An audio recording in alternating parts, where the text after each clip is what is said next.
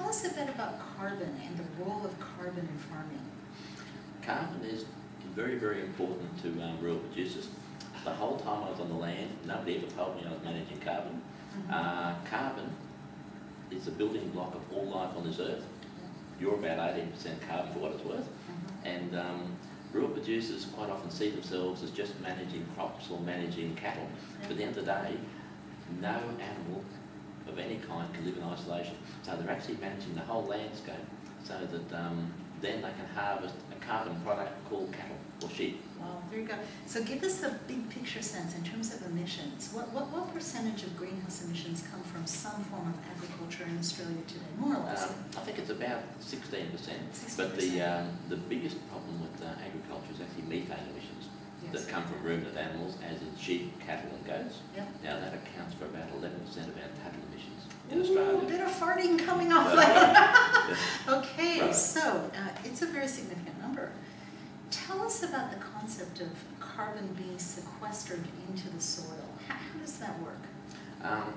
The only way that we can actually get carbon to transfer from the atmosphere down the landscape is via photosynthesis.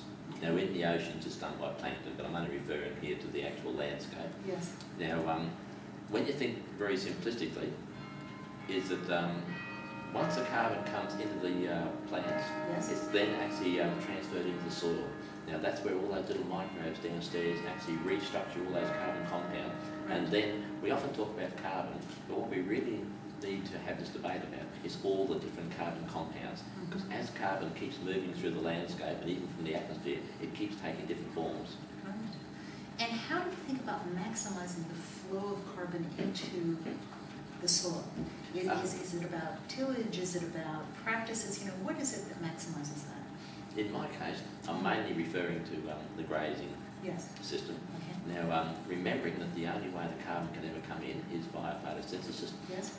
Keeping the debate very simple, photosynthesis is activated by moisture or rain, as in water, and the bulk of the rainfall the bulk of the photosynthesis occurs in a short period after rainfall, and so that's the little point in time where we must focus on when we get the bulk of the carbon in, and that's what the carbon grazing principle is all about. Right. It's about shifting our focus to really focus on when we can actually achieve the maximum outcome.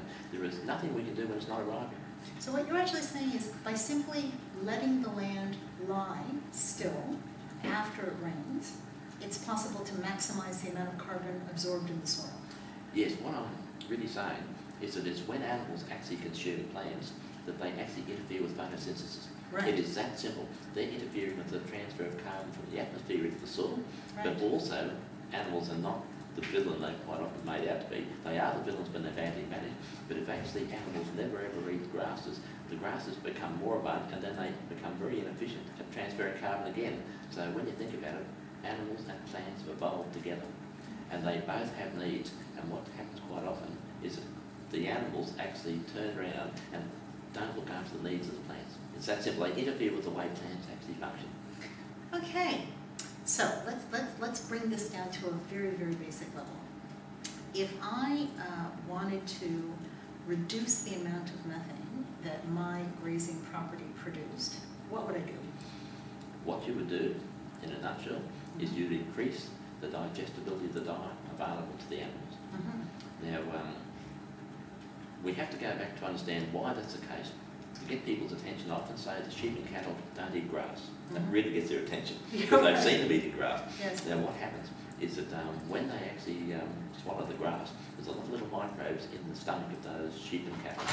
And those little microbes have to build their body like you and myself, and those little microbes need protein.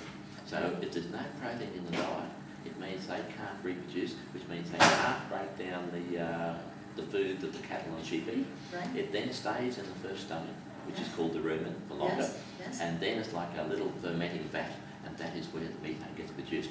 You're saying that the animal should go on a high-protein diet just like me, Alan. I am. I'm going to be politically correct. Well, this is interesting. Now, you know, the big debate about sequestering carbon is about how long it can be sequestered for, and how can we actually guarantee that this is a lasting solution? You know, what do you say to the critics that say, it sounds kind of interesting, but it's a bit short-term, given the long-term nature of the problem? Yes, we've got caught up in rules and accounting.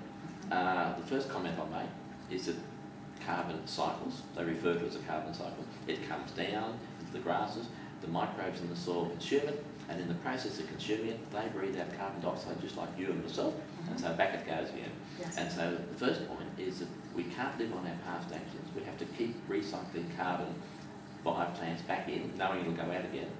That's the first point. The second point is that we keep recycling it all the time. Those little soil microbes also have their little favourites. You prefer Tim Tams most probably to Alsaia biscuits. I can't believe you said that. No. Sorry, I'll get a new script writer. And so if you don't keep bringing in the better, the new carbon, it becomes less palatable, and then they start to consume more of the long-term carbon. So that's the first point. Right. But the second point is it comes back to where the carbon goes to when it's actually introduced. Now, without getting into science too deeply, is that if the carbon compounds actually go to bacteria, they basically consume it, and in the process the bulk goes back as carbon dioxide. It does a lot of good for the soil as it goes through that process.